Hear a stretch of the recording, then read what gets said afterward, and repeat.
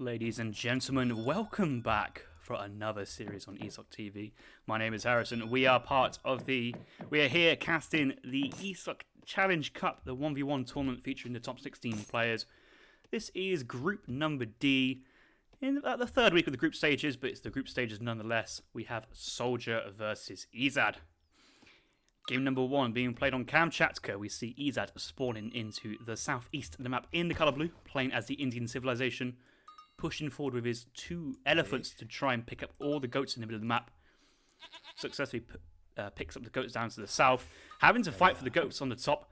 Manages to pick up both of these as well, but he might lose one to the Aztec explorer because Soldier's in the vicinity, and Soldier will be playing as the Aztecs in the colour red, and he's spawned into the north of the map.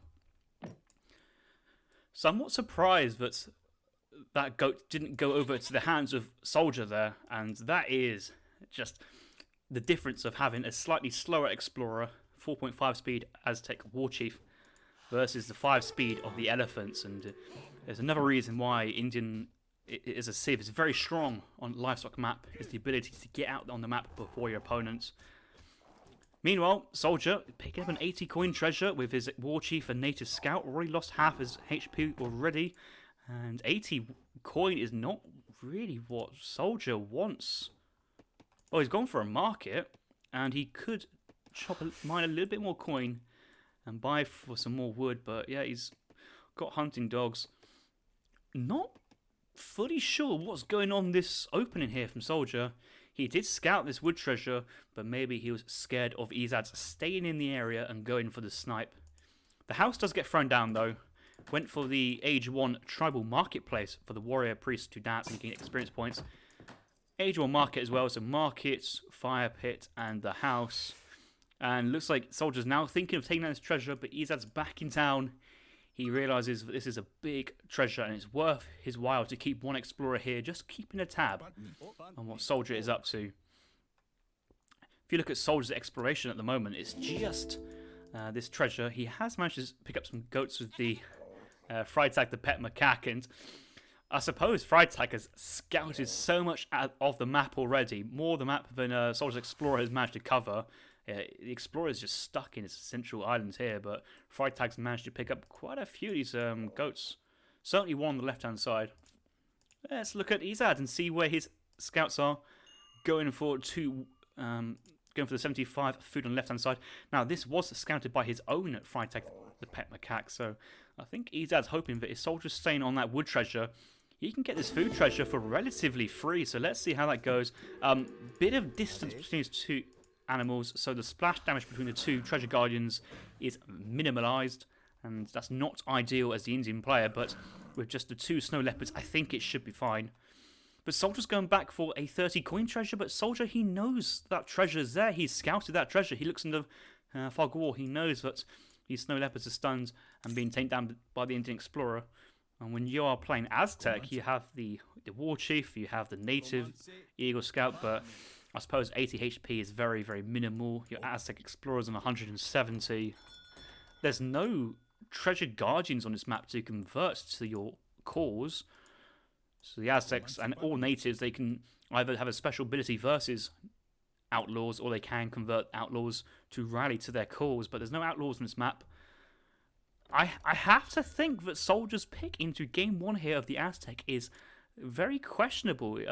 I don't think Soldier is the biggest player of Aztecs as well, and on many people's tier lists, they rank rather low on the ladder, and certainly lower than Indians. We do see a lot of Aztec versus India matchups on 0 TP maps, but on a big map like Kamchatka, lots of resources. Ezad managing to pick up... well, he's got 15 villagers, but he's got 7 goats as well, so lots of XP income from the goats. I think the matchup is in favour of the Indian player as well, so Soldier will have to play out of his skin to get the game in the victory under his belt in game number 1. Age up to the second stage. Ezad coming in for the treasure steal, so treasure contention over the woods, and I think Ezad's got it. He used the stun for a ranged kill on a tiger, which Soldier would have assumed these melee explorers could only kill up in close combat. So Ezad with a sneaky kill there for the experience points and the treasure steal 2 villagers pushing forward the soldier, going for the forward war hut, but there's a villager right here from Ezad, maybe tempting soldier to thinking of a forward aggro, but is actually on herding duties. Has Ezad seen that forward war hut? That is crucial information, and he has seen the war hut. But that's fine, because Ezad's gone for defensive aggro fort in base. This mine is nowhere near being protected, but this one's nice and covered up between the aggro fort, town centre and market. Gathering on his far trees to preserve the amount of wood available in his in-base trees. Here come the sepoys. Push back this little outlaw bandit army of just the Eagle Scout and the pet monkey. It's quite small for an Aztec player. I'm used to seeing many animals back in the previous game. But no, it's just a couple of explorers, macaque, war hut, gazing across these ponds in Kamchatka thinking, how am I about to assault the Indian town centre and the aggro fort? Gotta say, the game looks very nice up and close. That's one thing I do have to say. Looks very good up and close. Right, back to the game. Looks like 600 wood is first card here from Ezad, or is it the 700 wood? It's buffed to 700 wood. Hashtag DE changes. Love to see them. A couple of sepoys being trained. Let's switch over to soldier's point of view. Opening up with Puma Spearmen here. 5 Puma Spearmen. We'd have the XP dance on a single warrior priest dancing behind this. One wall segment is coming down. Soldier trying to get control of the map. And you may think, is Soldier playing turtly and defensively? Not necessarily. I think he just wants to force any action through this small choke straight into the pointy ends of the Puma Spearman and the defensive war hut placed there. His first card was, he's already sent 700 wood and 600 wood behind this. I saw the first wood shipment, but I didn't see the second. He's going for a single trading post now. He's still got 700 wood saved up. May want to go for a second defensive wall hut in this central island to keep these resources and the training post safe. Now going for 10 on taunting slingers, but not really training many units as well in the meantime. Just a couple of the Puma Spearmen, and only now thinking of going into slingers again, but it's actually cancelled both the pikemen and slingers and going into coyote runners. I don't know where these goats are going. They're going to be quite annoying, sat there on top of the hunt. But maybe this is some advanced level path blocking, which, I suppose if you've got lots of goats and you can't eat them, you might as well use them as a infinite HP wall, which the opponent Civ can't kill. Which I think it has its merits. Like, look at these goats. They look so innocent, but they could be so deadly to Pathin. And we all know that Pathin and enemy units is a recipe for disaster. Okay, let's look at Ezad's point of view. I see 3 Ottoman Hussars being trained from the consulate. His card shipment was the 700 wood into 300 export. We have Puma Spearmen and Mace Sultans pushing forward onto the aggro fort. Where are the sepoys? There are sepoys raiding. 6 sepoys on the top side, actually at risk of being locked into the Aztec players' side of the map, but there's not enough military forces defensively here from Ezad to knock back the Spearmen Coyotes. A bit of pathing around, and a couple of focus fires in the town centre and aggro fort are starting to whittle away the Mace Sultan's numbers, but just imagine if the 6 sepoys were pushing on the top side. Here come the reinforcing batch of sepoys from the aggro fort. This had the recipe or the potential for a cleanup here from Ezad, but a couple of sepoys top side. But in the meantime, raiding 2 villagers killed from the sepoys, so if he's not going to make full use of them in the fight, he's going to make the best use of them as he can. A raiding soldier. Sepoys being shipped here from Ezad, not training the unit. Quite a lot of idle villagers here underneath in the town centre providing fire. Elephant tanking a lot of damage here from the Puma Spearmen. Raiding is still going on the top. I think Soldier's losing more villagers. That's a 3rd kill, definitely. Maybe a 4th kill as well. That's a 5th. Soldier's losing lots of villagers top side. Has to be. Soldier now down to 19 villagers, while Ezad's at 27 villagers, plus the wood trickles. Oh, God, that's an unfortunate end for that villager. Rest in peace. It was a noble effort to try and take on the entire Aztec army, but this time hasn't quite worked out. And I think that might have been the rogue villager from the 5 sepoy shipment.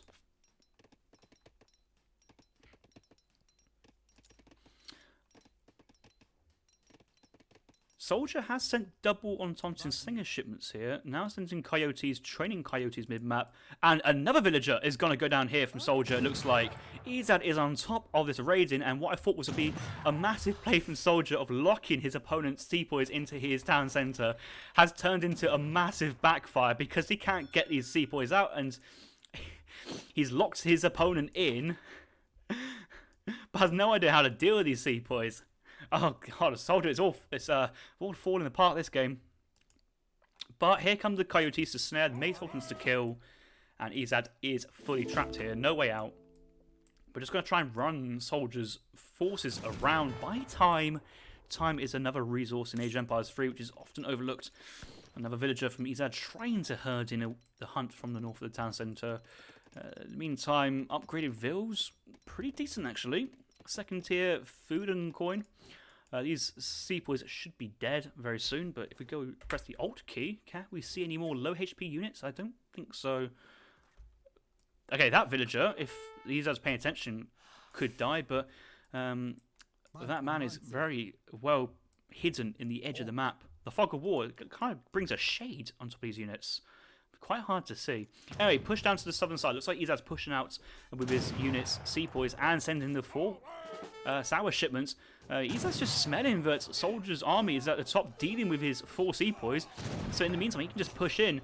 Okay, not the greatest trade here for Ezad, though. He does pin down the Coyotes, but the Coyotes will overwhelm and decimate these sours.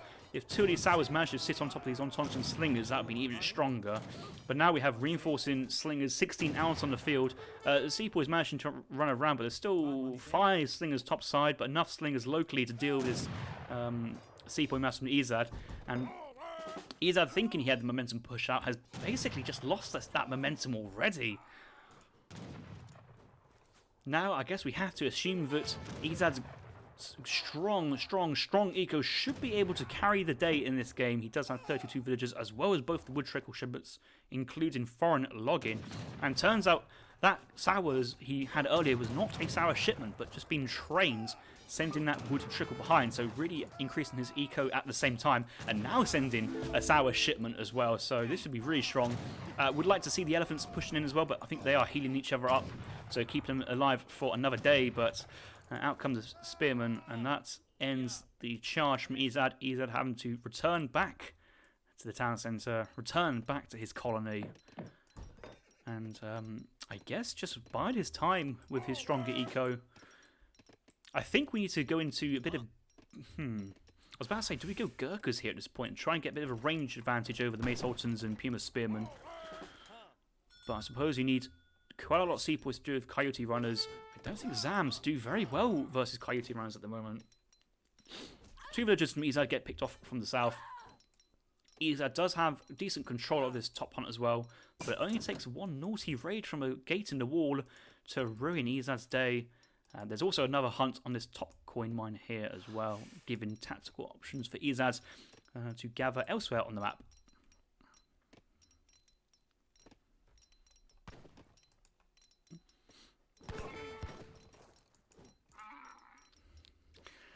The king is saying, what's up with these slingers? It's just name change. I'm still trying to get my head around all these name changes.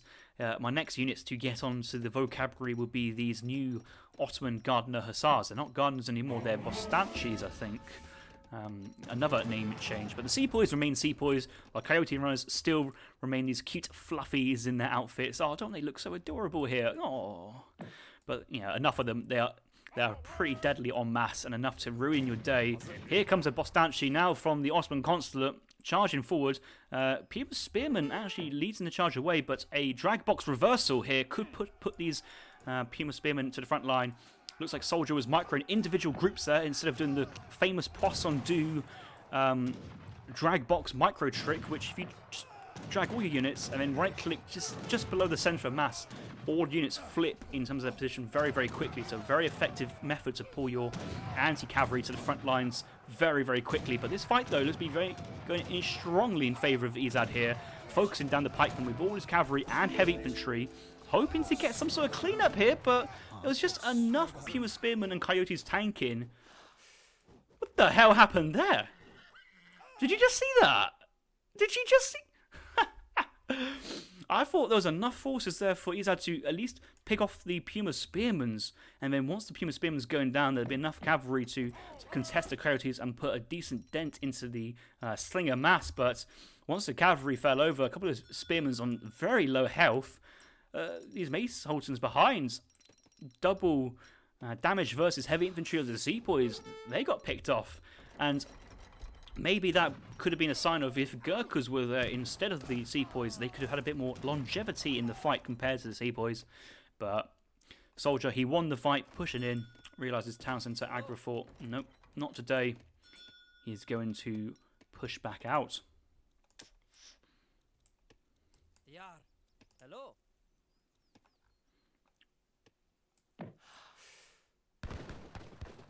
Who's this guy he's shooting at? Do you see that? Where's he shooting? Who's shooting at his fellow worker? Out of frustration, probably. Don't know where that person was shooting their musket.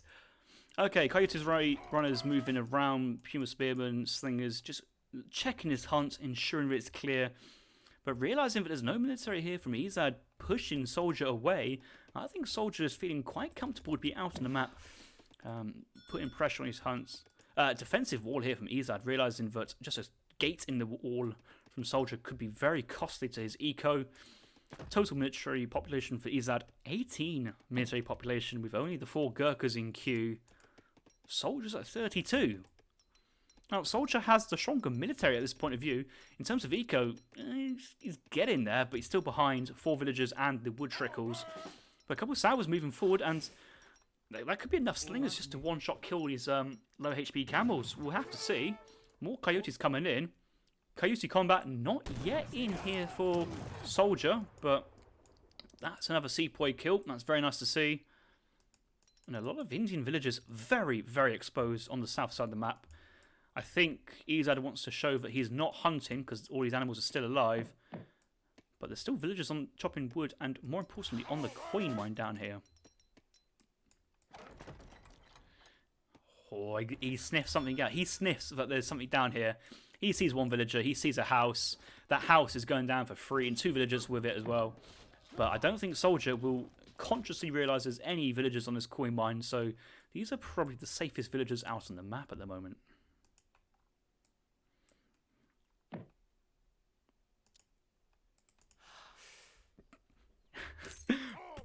Brooke just typed, the showers are moving forward. I hope that's not me mispronouncing the sours, but we'll have to see. Okay, his villagers going onto Soldier's side of the map, coin mine. A couple sours here, sieging down a wall, but it will take a long time for these guys to siege through that wall.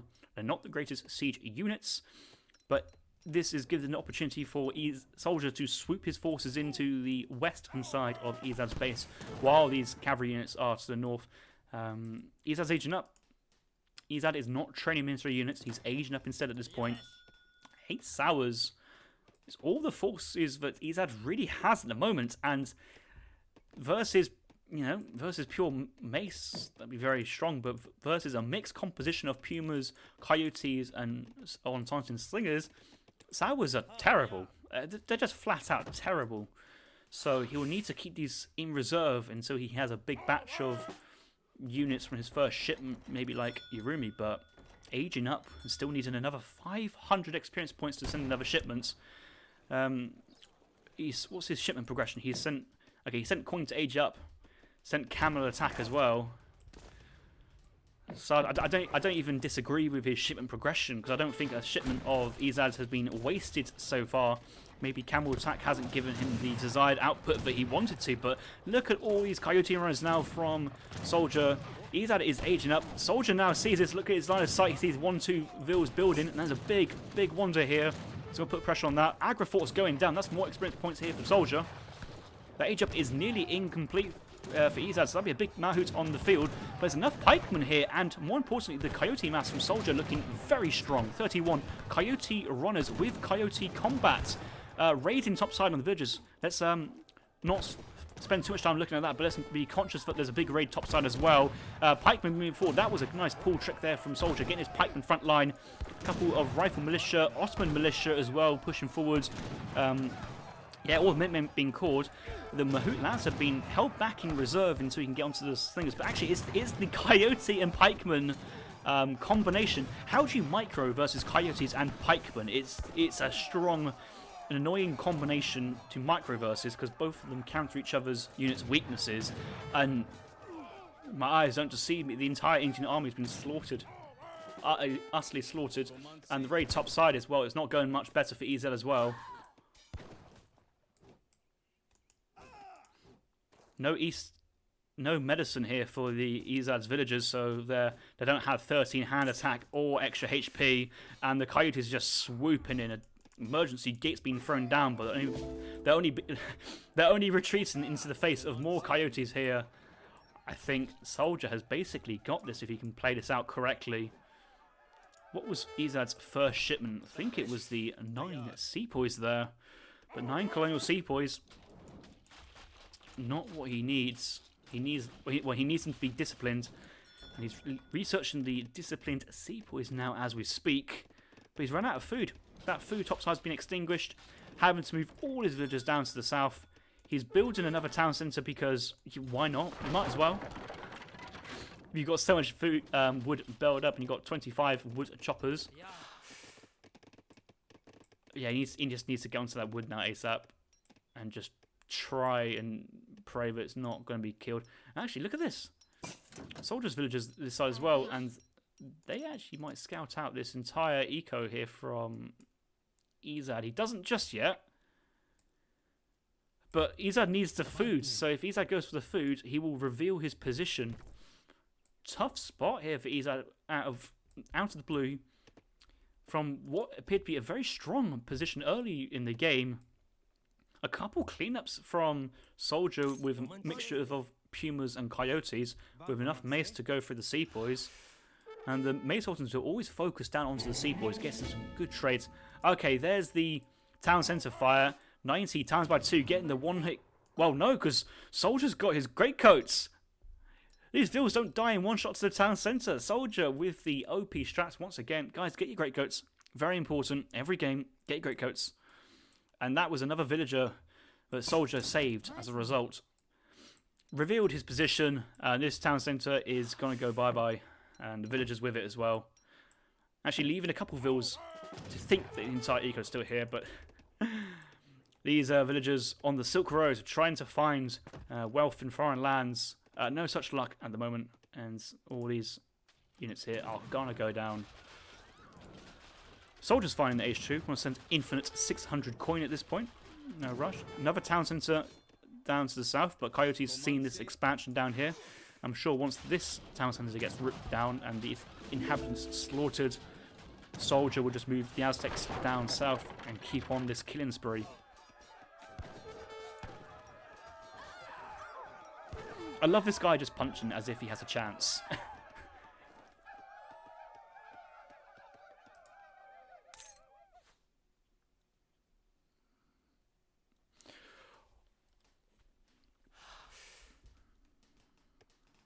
Another town centre being thrown down. Does Ezad have town centre militia or colonial militia? He does have colonial militia in his deck. Oh, it would feel a bit awkward to send it at this point of the game, it has to be said. But he doesn't have the food to send Yurumi. He can only send 8 Gurkhas at the moment, but they're certainly colonial Gurkhas he has. Would he go for it? Well, he might need something, but Gurkhas in the face of full Coyote here. Yeah, this is... Ezad's just really praying for a miracle and just maybe Soldier hits that delete all hotkey possibly. But I don't see how even mass town centre at this point is going to save him from a large Aztec army at this point. Where's that? Okay, there's a second war hut here. I was about to say, Soldier hasn't been playing this entire game on one war hut. He's been playing it on one warrior priest though.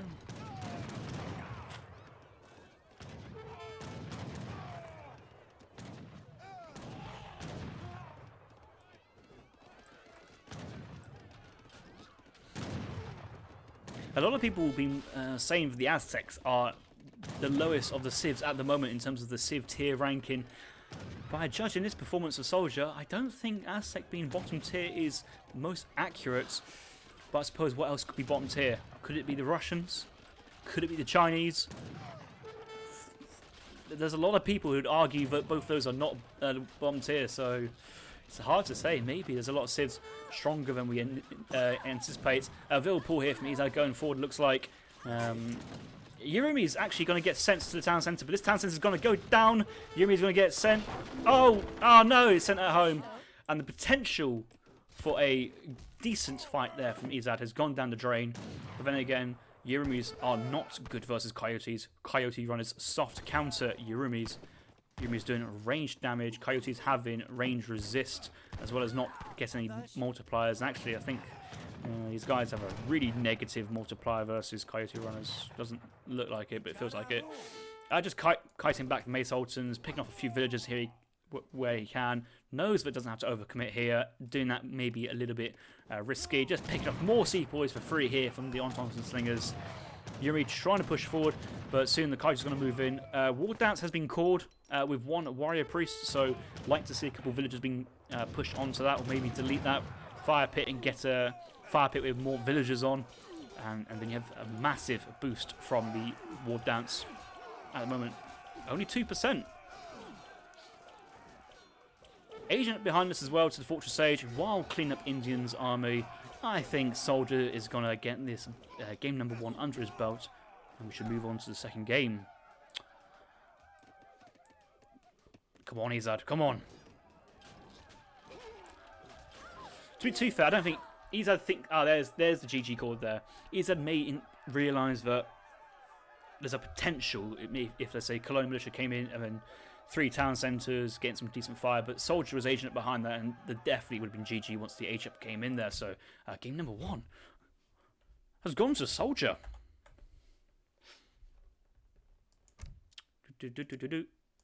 I want to look at the Vil kill from Soldier. What happened? What happened early on? 24 down to 19, trained 1. So, he lost 6 Vils. He lost 6 Vils. 6 Vils to 4 Sepoys, and I'll take that trade any day. Manages to regain that Vil discrepancy through sending 5 villagers. But obviously India having the wood trickle all the way through. A really decent eco. There was periods of time where Ezad eco was bailed up, but it's the military trades that will get the full story. Early on, decent trades, probably slightly better for India, but if one fight doesn't goes badly wrong for you, you certainly don't want a second fight going badly wrong for you. And Ezad just took 2 bad fights. Well, the age-up fight was forced. He couldn't not take it. He had to take that fight. And most of these units here were militiamen as well, so not strong units in a sense. But this fight, you think Ezad was on top to really, I mean, at least get an even trade. But I thought he was going to crush it. But once all the camels went down, and we just go back again to the Sours, it's just so low HP, and they don't count the Sours. Yeah, they didn't counter the pikemen or the coyotes, so they just got demolished very quickly. And yeah, game number 1, Soldiers Aztecs.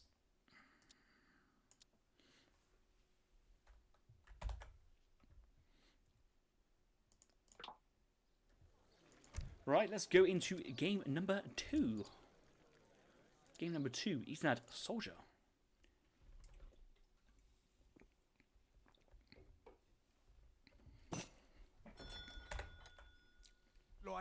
Right, second game here, we are on Mexico. Soldier spawning in the north of the map in the colour blue, playing as the Spanish civilization. Ezad deciding to counterpick here with the British.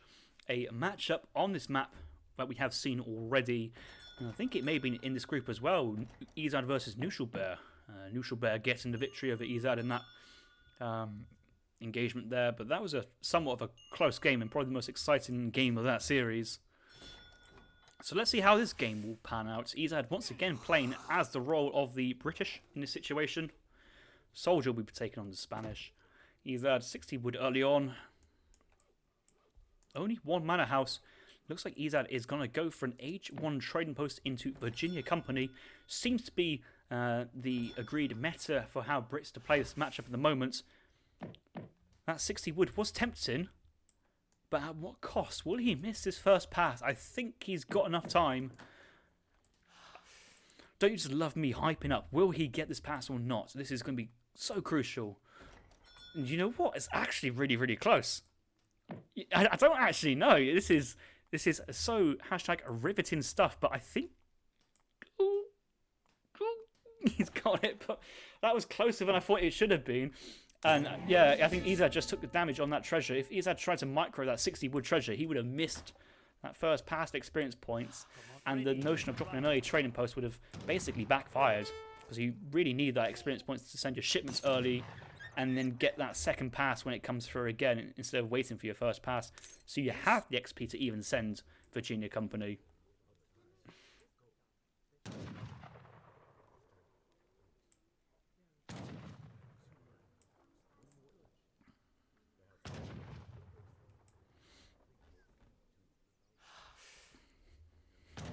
Lowest saying, have to factor in the betting odds, the Diaruga matchup coefficient, the Garger rate of resign, and the probability of being some musket. A bit of banter happening in the chat. Always nice to see. Always nice to see. Soldiers Spanish Bulldog getting picked off here by Ezad. That's worth 75 food of scouting and military units. And in age 1, the doggo isn't that strong. But if you keep that unit alive to age 3, that dog then has about 180 HP and 22 hand attack. They become very vicious very, very quickly. Right, Ezad nearly aging up. 16 villagers on the 1 manor house, but 1 trading post as well. Will soon be sending Virginia Company in transition. Has Jaegers in the 3rd age. Single musketeer shipments. Does have 1k coin. Quad upgrades for his units in the 2nd age, but I don't think we'll get round to seeing Hussar Dragoon attack versus the Spanish here. Only the 2 cards in the 4th age. I got eyes on this treasure. Look at this, 305 coin guarded by 4 pistoleros. Either player will be tempted to start working on that one. And that has got the makings of a real big game changer there, whoever gets that treasure. 1 Cherokee rifleman being very, very annoying, disrupting this hunter this herder on the far left. And this villager ideally wants to be dropping down a manor house at this position as well. So having to bring this villager all the way back to the town centre is not ideal. But you know, it's a tournament game, I suppose. There are no rules. Anything goes. Some would call it a layman. The soldier just sees it as an opportunity to gain an advantage. Ezad working on 65 wood treasures, another wood treasure. Soldier getting a trading post on the right side. The timing, it's not the biggest factor because he's a Spanish civilization. A bit of adventurous herding here. I suppose that age 1 bison starting to run out, but if he managed to keep all his villagers on this bison and herding this deer, the transition between the villagers there would be a lot smoother.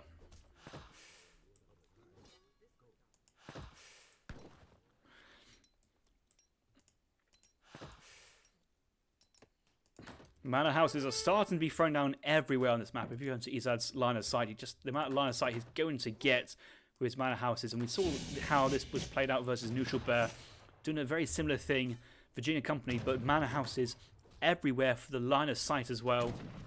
Such an important additional factor in the Virginia Company boom is the map control you kind of get with these manor houses in terms of at least visuals. If you've got the line of sight everywhere, then you can't really be raided. I know a lot of players like to do a manor house wall around their base, but that's only cute and good to protect your starting resources. But once you go through those resources, well, you're going to then have to push out on the map a little bit blind. Spanish Explorer and Cherokee Rifleman picking off Ezad's Explorer. I'm going to walk away from that town centre. This villager here, going to push in a bison hunt. Just another villager this far up, just dropping a manor house up here just for all the line of sight.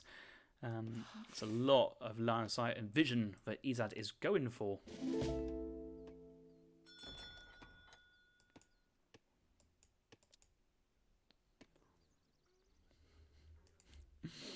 Jesus saying, look into your heart and you will find the G. Pray to him, pray to the G.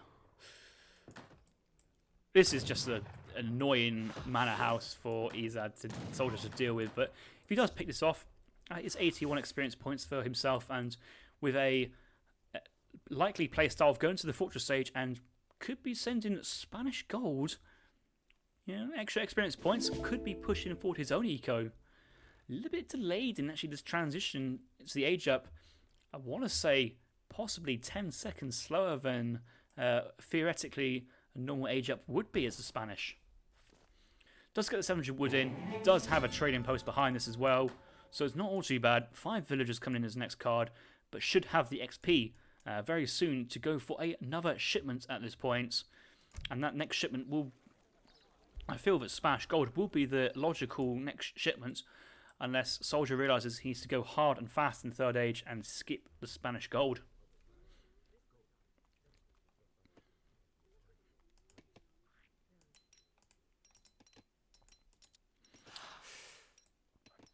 Now, the question I want to answer, or get answered by you guys in the chat, do you think Ezad is going to stay age 2 and go Musketeer Hussar, or is he going to age up off the 700 coin shipment here and try and stabilise in the third age?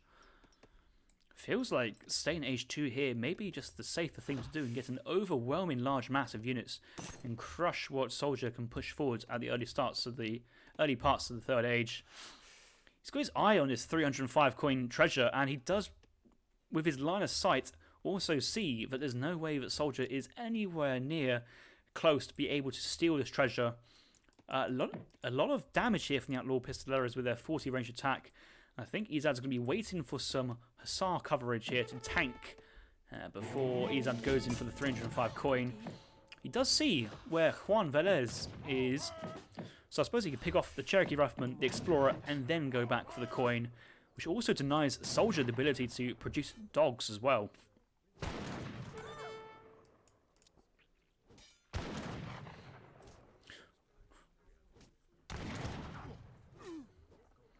I suppose H2 play also makes sense. That was the one victory that Kaiser Klein managed to pick up over Samwise. That was a Spain versus Brit game on Sonora, so a very similar style map to Mexico. And once Kaiser Klein managed to pick off the H3 Lancers and Falconets, the Spain player appeared to run out of steam and didn't have much of a follow-up answer to Brit's massive eco at that point. So 700 wood into 700 coin, then 5 vills. So kind of going semi-aggressive here with his build order, not going full boom 600 wood 5 vil, but actually getting a bit of extra coin there just to help that initial mass out. The only thing he's done so far is pick off one Explorer. Musketeer is going to push back these Hussars, but the Hussars get caught out here. This is not a cost-effective trade that Ezad really wants to take here. And he's going to back out, but we'll lose another Hussar worth of units for that. Raid down to the south. I don't think a villager went down there, actually. Managed to get cleaned up very well by Ezad. Left side, Musketeers putting pressure on Ezad's trading post, while Ezad's picked off Soldier's trading post. Action all over the park here, looks like. Yeah, that Hussar is gone. A couple of skirmishers out from Soldier. What is Soldier's first card? It was the Spanish Gold. So it looks like Soldier himself going Spanish Gold. Next shipment. Ooh. Rods? He's going 1,000 wood. I was about to say, don't really want to go Falconets this early because you've got nothing to protect them in the face of these growing Hussar counts from Ezad.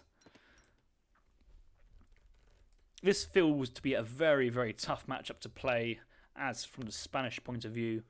And I don't think Soldier's really put much of a foot wrong at this moment. Looks like he aged up with the Scout politician for the 4 Hussars. Could have aged up with the crossbows instead. I think it is just the 8 crossbows and not the 9 crossbows it used to be. And that would give him extra support in a fight versus Musketeers. Because you're never going to out-cavalry a British player, looks like. So then just leave it to the Musketeers and Rodolero's job to do. But it's tough to say. There's pros and cons of everything in Age of Empires 3. But the one thing that Ezad doesn't need to gamble with is knowing what the Soldier's up to. With all the line of sight he has, Ezad can sit there and go, right, I see. There are Musketeers and skirmishers. Therefore, if I swing in with my mass and my army, this should be pretty decent. Actually, all Hussar one side. A couple of Hussars on the scums would be absolutely devastating. He's trying to split them up, but pathing around the coin mine, going straight back into the Musketeers here.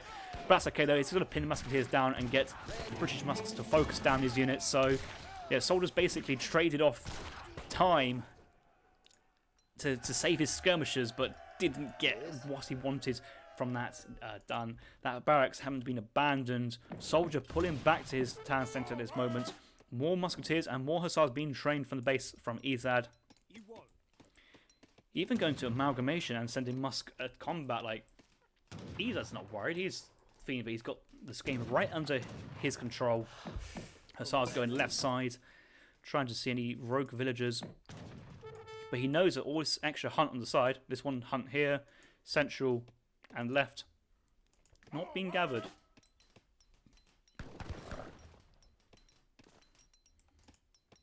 Oh, look at this. Double outpost being thrown down from Soldier. We're not transitioning to some random FI into revolt strategy and getting bonuses from outposts, are we? No, this is just full panic mode, actually, of realising that the only food he really has safe is behind the base, and the amount of pressure Ezad's already putting on. 19 Roleros from Soldier, not yet upgraded, but only has the one Brax to do so. May want to buy some wood before this goes down to build another one. No, that goes down. 10 vills in the town providing supporting fire. No rod upgrade income here from Soldier. And this is starting to look very tough very, very quickly. A couple of skirms should be able to focus down a couple of these musketeers. Baiting a few of these hussars. Outposts, they do a very decent job of killing cavalry with the 1.5 multiplier versus these units. Soldier's going to go in. Minutemen possibility. Where's the Explorer? Explorer's down, so no dog support. But Minutemen will get called. And Hussars actually being very adventurous of where they're going. Okay, actually, the Explorer's brought back. Or, yeah, it was, I don't know. Maybe I was getting confused over Ezad to the Explorer, but that Explorer's already gone down due to a focused fire from the Musketeers. Hussars going top side, but this is the moment where he's actually focusing down Musketeers every volley of the skirmishers and keeping Hussars at bay with Rodoleros. But Colonial Rodoleros in the face of upgraded Hussars with the Huss HP and Musk attack. Yeah, okay, Ezad can push in and crush this, but he doesn't need to push in. This is a 32 villager economy from Spain plus Spanish gold versus 57 here from Ezad and full map control.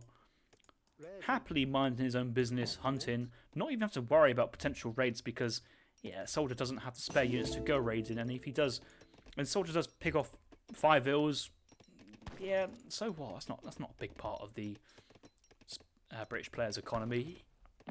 Ezad can take his losses. Another Rodolero shipment and another point of the Spanish player not having veteran Rodoleros. Should be able to get it now. We'll have the coin and wood, and there we go. Veteran rods coming in. So at least Soldier's managed to preserve his mass of Rodoleros before the upgrade comes in. Only 11 skirms though. And I think that was why that barracks being denied was so crucial in this matchup so far. Soldier having to, fund production only from one military building. Just doesn't have time to go into another unit production building at this moment.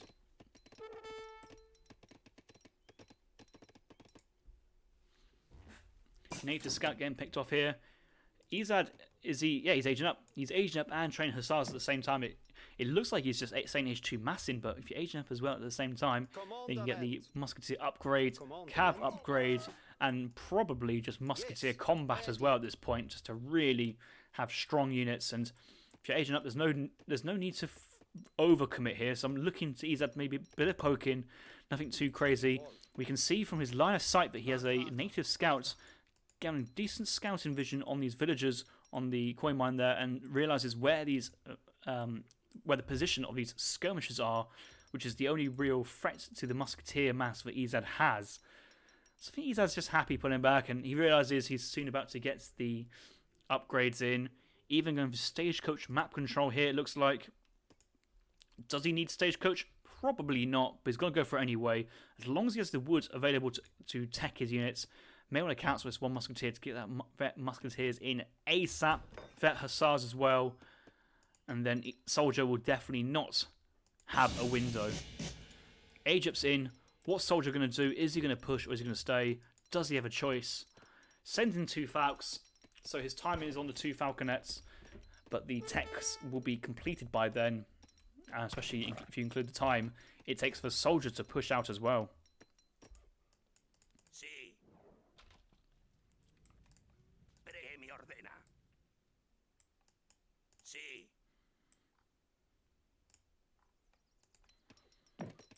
Hola. Hola. Preparada.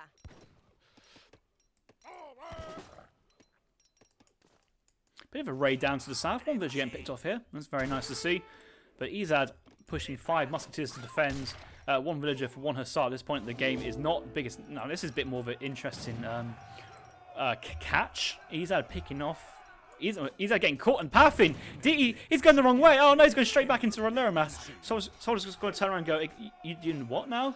Thank you very much for 5 hussars for free, basically.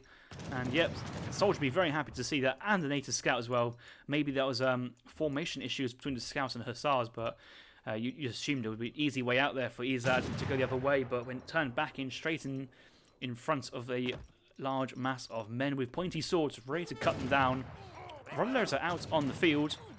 Ezad does have his vet upgrades, vet musk, vet huss.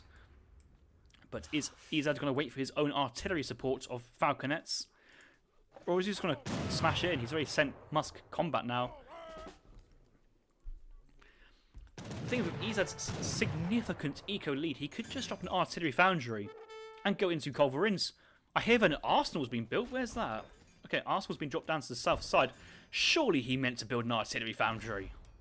Why'd you go for an arsenal here? Okay, there's a culvert. Okay, there's an arsenal being thrown down here as well. Cool. So at least he's got both bases covered of tech in his units as well as getting the upgrades. In comes socket bayonets. Let's see what this upgrade does. I know that it used to upgrade just the multiplier versus cavalry.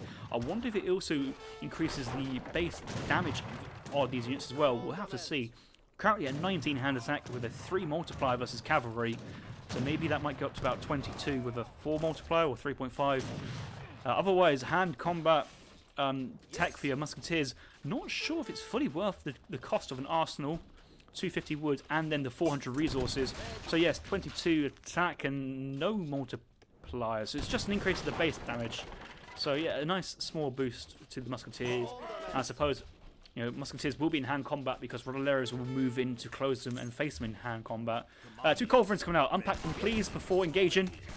Don't move them into position, then engage, so they get unpacked. And 1 falcon has gone down. And yeah, the firepower that soldiers relying on has been countered already by the British player. Rodoleros moving forward, but the musks just clean up so much, and the hussars can just go in straight away. And yeah, this is a slaughter. It has to be said, an utter slaughter here. Soldiers running away with tails between his legs, and yeah, that's brutal. That's brutal. I would love to say that there's a way back. I just don't see it at the moment. There was a time. Raiding right side at 6 Rodoleros. That could be one way to go back. Ezad's economy is out of the map and very spread open, but you're going to lose your military or trade evenly at least. But Ezad's greater eco will be able to replenish much faster and much harder than you can. You've already burnt through your falconet shipments. Ezad's down in falconets and just hussars is melting. So many hussars going down there for soldier, and I think they were colonial hussars as well, not even upgraded to the veteran status. And yeah, all Ezad needs to do is just basically march in and pick off houses, buildings, to get that big W. Another 3 villas going down there for soldier left side. Ezad's still suffering from a raid here. It's 58 villagers here for the British player. Spain only down to 42, so both players losing a couple villagers here and there. A couple culverins here for support, so no way soldier can really drop a surprise artillery foundry and catch Ezad with a big batch of falconets, because culverins are here to support. A couple of huss trying to go for the skirmishers, but will get zoned off by the Rodoleros. But these husses, they're just running around trying to find villagers. There's enough musketeers to really tank this skirm fire here, and with quad carded, okay, triple carded, double teched, there's a very strong units as well, and it looks like it's going to go in and try and get some decent pickups here. Musketeers pushing the Rodoleros. Huss kind of pinned in by the rods, and Soldier's got a decent trade, but there's nothing to deny the 2 falconets. And once the falconets gets onto the field, there is no real way for Soldier to protect his skirmishers while punishing the musketeers. We see Lancers on top of the musketeers now, but I don't think the Lancers really win that fight now, especially with the socket bayonet upgrade, as well as musk combat, musk attack as well. Here come the 2 falconets unpacking, yeah, and skirms flying. Backdoor pop of Rodoleros onto the falconets is quite cute, but only manages to do 93 damage before being picked off.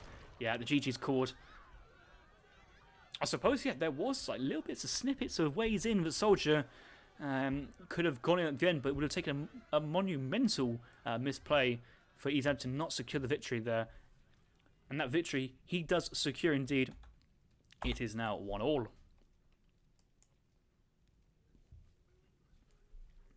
Ezad even dropping town centres on the map, just going for that vision, map control, just so much line of sight of the map under his field of view. So I'm kind of surprised that raid on the right hand side went on for so long. Maybe Ezad was just focused on where the matters really meant, where it really mattered, and that was pushing in Soldier's base.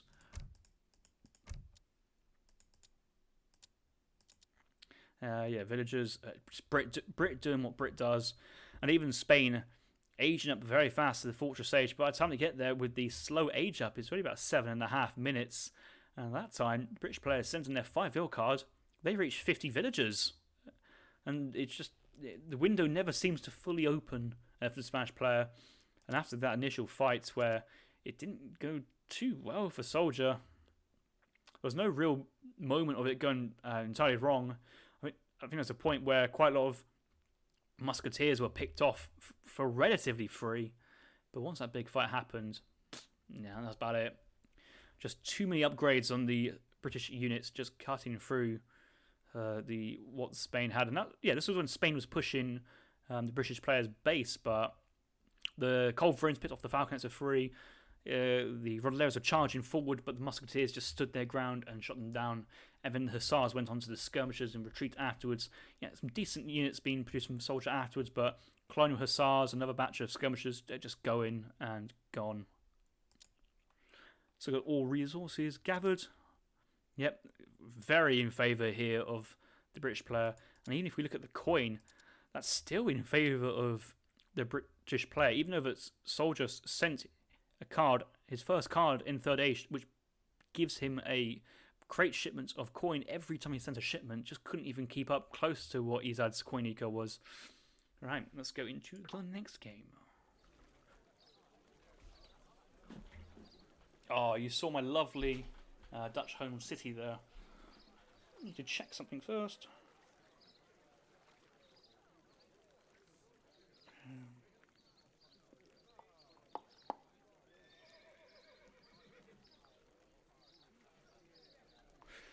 Right, that's all cool.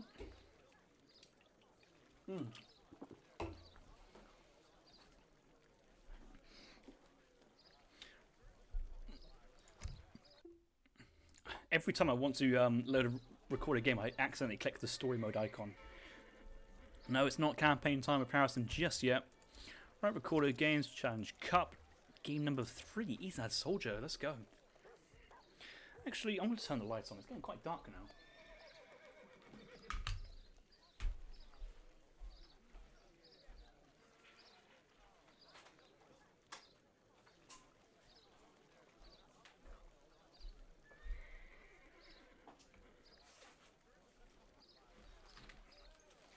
Can't be a little hobbit in a dark room. Let there be light, they say. Right, game 3, off we go.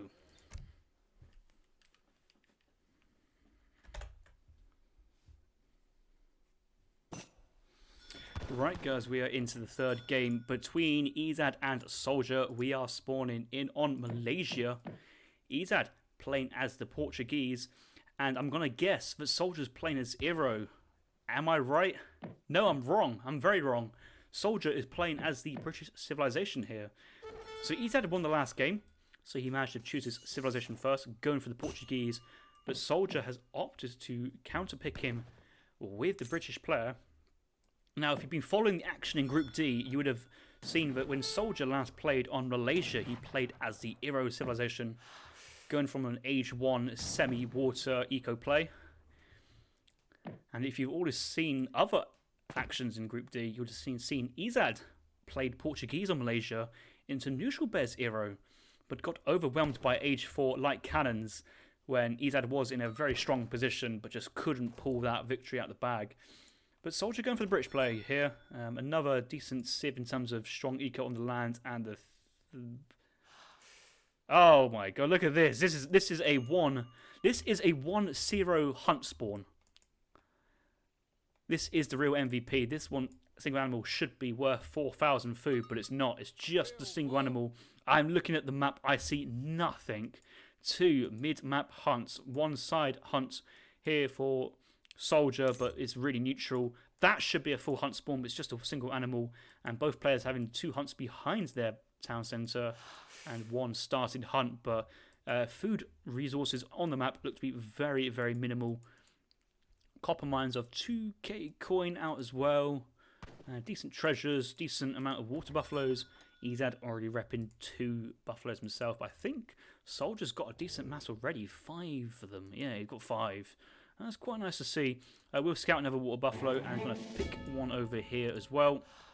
So some good scouting. Ezad will scout this extra hunt down to the south, I think. So he probably gets a... No, he misses it just about.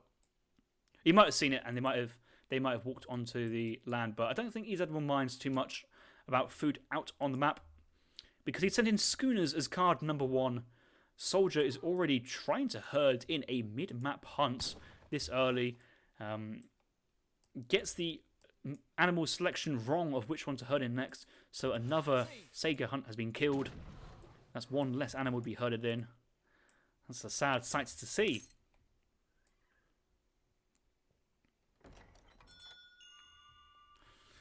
I just turn my attention to the chat and I see copy and paste everywhere I look. Black Duke thinking I think copy and pasting should be banned. Nah. Can't have a Twitch stream without a copy and paste spam session. Rods are bad unless Kaiser's using them. If Kaiser uses them, then they have 1 more multiplier versus Cav. If Kaiser uses Goon, they have 1 more multiplier versus Cav. If he uses Skirms, they have a 3 multiplier, 4 with counter infantry rifling. That's why I'm losing with Japan versus him.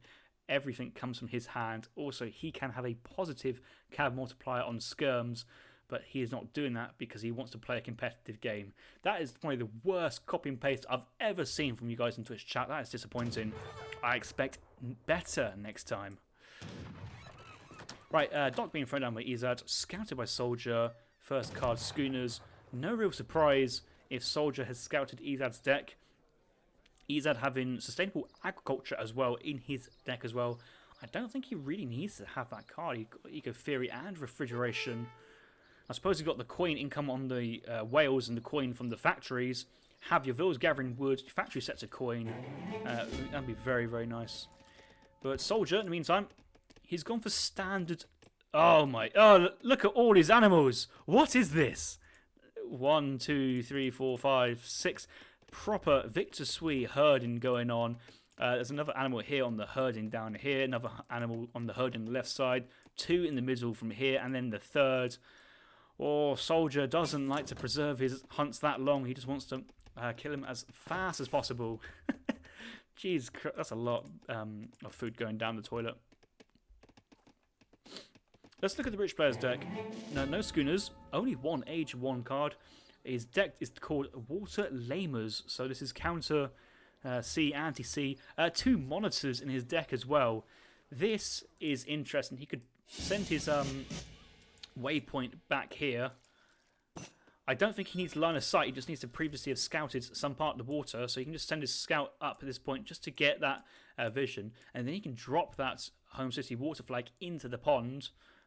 That's something I needed to check and test at some point, was how the Home City water flag works in this game at the moment.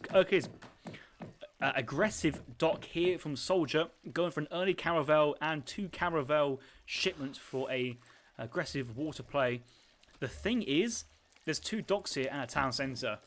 I don't know how this is going to work out in Soldier's favour. It's not like Soldier aged up with the tower wagon. Oh, he has aged up with the tower wagon as well. Okay, what was also about to say, it's not like he's got racks down mid-map into 5 pipe to put pressure on from the land. That would also be very interesting to see, but I think Soldier's just happy making houses behind this after this initial investment onto the water. Ready. Now come a Caravel, putting pressure on his outpost before it gets completed. Already missing 500 HP, so that's quite significant. And that was a triple kill, quad kill. A lot of fishing boats just went down there for Ezad, but Soldier has used up his special attack.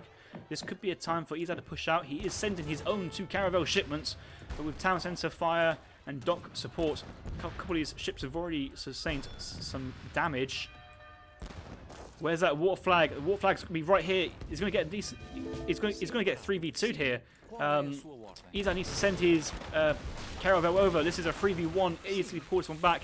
Can't lose a caravel fight when you have the upper hand of sending in caravel second and have more HP to start off with. But he's going to keep his units all together.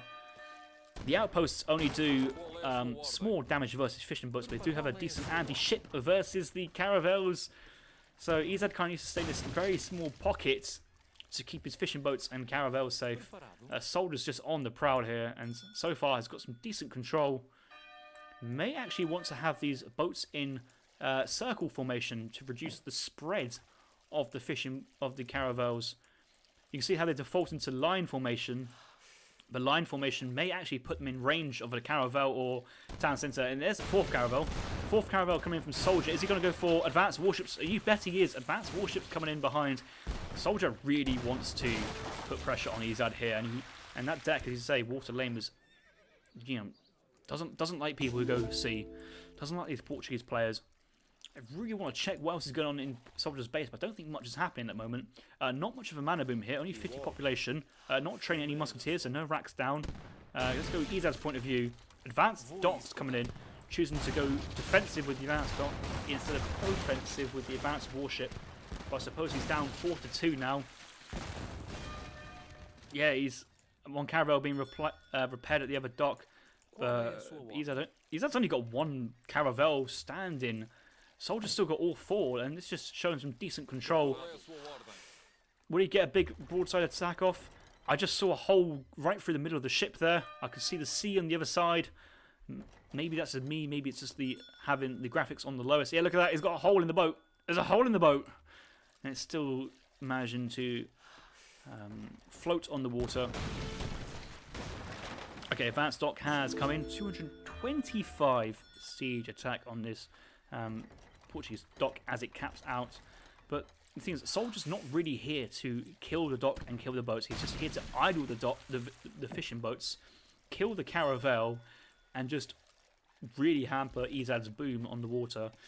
Ezad's at 39 villagers, but 17 of them are fishing boats, which are not fully gathering.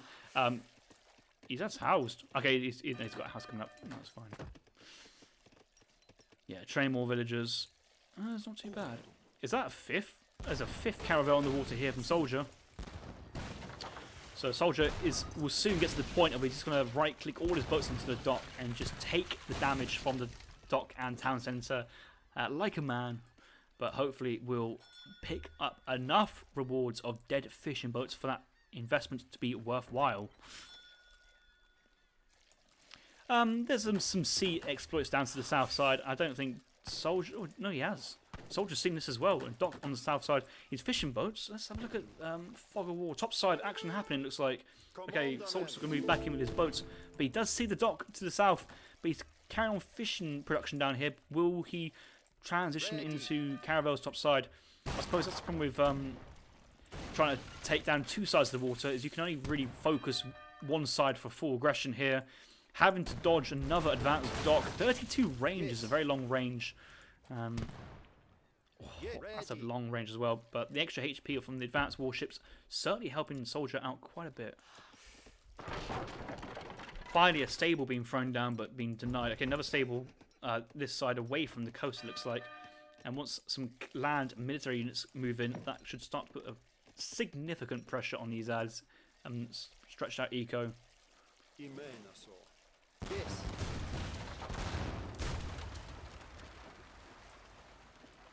Commentator Clutch saying, are the boats nerfed? And the big fat answer is no. There's no changes to the caravels, no changes to advanced dock, I don't think, to town centre, anti-ship. There's no real changes in this kind of water and anti-water play. Soldier really wanted to exert a force on the water but he can't lose. He would want to tech into either the ship's HP, armor plating tech, or the attack upgrade. I think armor plating here would be very smart from Soldier. You know, these units are very strong anyway with the upgrade, but with extra HP as well, then you can kind of take on that building fire and make Ezad invest even more into this. But yeah, 3 upgraded caravels versus 4. Soldier still has the minute lead at this point. Okay, he's got his 5th healing up. That'll be back to full strength. But soon, Soldier needs to do something about the South Sea as well, just to force Ezad into a bit of a reaction there. Ezad has only got 12 fishing boats in total, actually, so unless a couple of them are tucked up in the docks very well, Soldier's done a very good job so far of minimising Ezad's economic potential on the water. But there's the 5 Hussars moving across the map. I want to look in to see if he's got a good idea where he wants to go with these units. Okay, so there's a couple of dead animals and animals down here. 1 Hussar's going down south.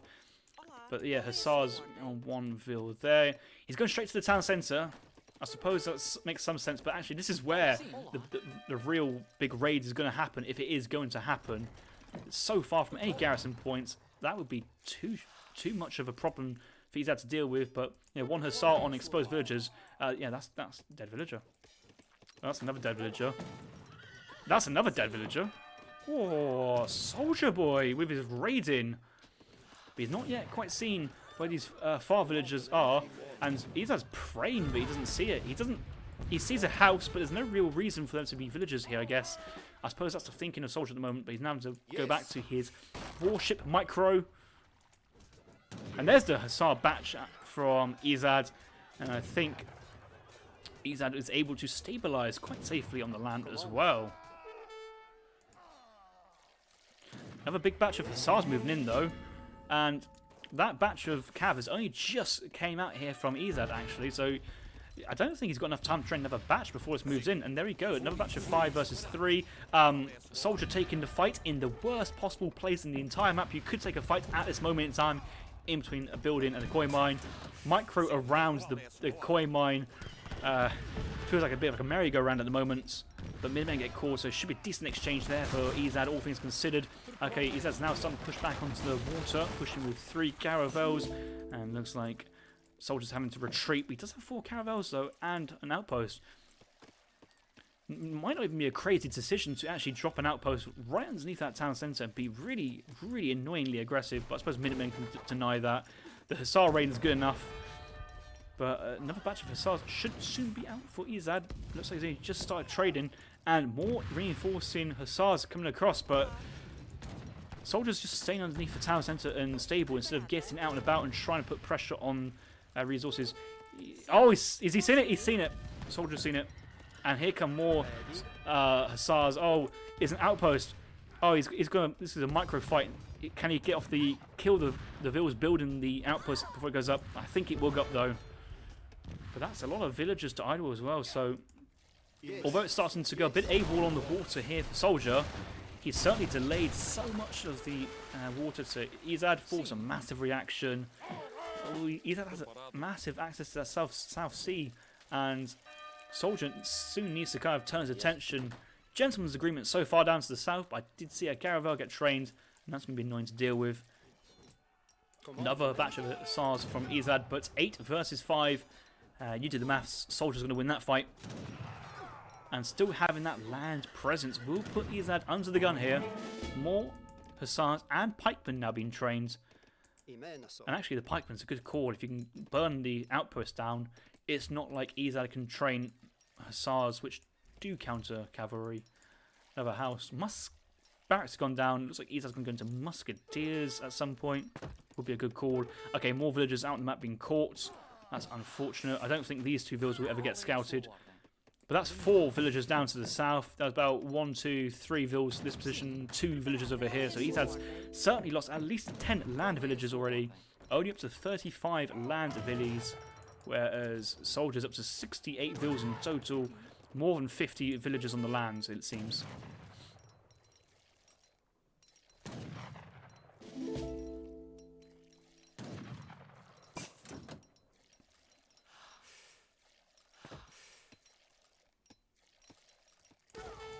Caravel nuking his pikemen. Pikemen were trained to deal with the docks, but you can't deal with the docks if there are caravels out on the water. Wow, these Hussars managed to find villagers in the most random of places. So fair play for Soldier for seeing that. Topside villagers still gathering trees in relative peace. Actions died down a little bit. 4 caravels versus just 2 on the top side, and very low HP, not being repaired. This caravel Soldier, if he knew about Ezad's navy, he would move in to nuke that for sure. 2 caravels down to the south may imply to Soldier that Ezad's not invested in the top side. But with this many Hussars, Soldier is just moving around and raiding places as he can. Okay, another dock here from Soldier. I don't like that though. This has been annoying enough for Ezad to deal with, but trying to go into double outposts and secure the South Sea when you've really got a strong military defensive musketeers. That's really smart play from Ezad. Can't raid in with any more Hussars or pikes. Age up soon gonna follow in for the Portuguese player. Soldier is halfway up. This is looking to turn into a really close game actually, because I think Ezad is now got to the point where he has 36 boats with long lines and a rendering plant, so highly upgraded fishing boats. And certainly when you have more than 12, getting the long lines is a very good investment as well. Probably better than his land villages at this point, and certainly less likely to be idled moving forwards. I think Ezad's eco can climb back in. Okay, big juicy raid topside, but there's an outpost to garrison, town centre to garrison. Ezad has not yet realised yet, and the longer this leaves this, is worse going to get. Villagers, they do have their great coats, but even the biggest of their coats will not defend them from many Hussars swinging their cold steel swords at them. Oh, this is not a nice sight to see. And this is huge, this is. Egypt comes in for Ezad. He thinks he's all fine. He now sees it. He realises it. But he's certainly lost about 8 villagers there from that raid from the Hussars. Explorer gets called out. That will go down. Other Explorer, Richard Thompson, awakens from early age 2. Another will go down. But so far, Barracks getting control. Yes, he's lost. He's losing the south. He's fighting hard to retain it. And these caravels are moving, not fighting. 2 full HP caravels. You know what?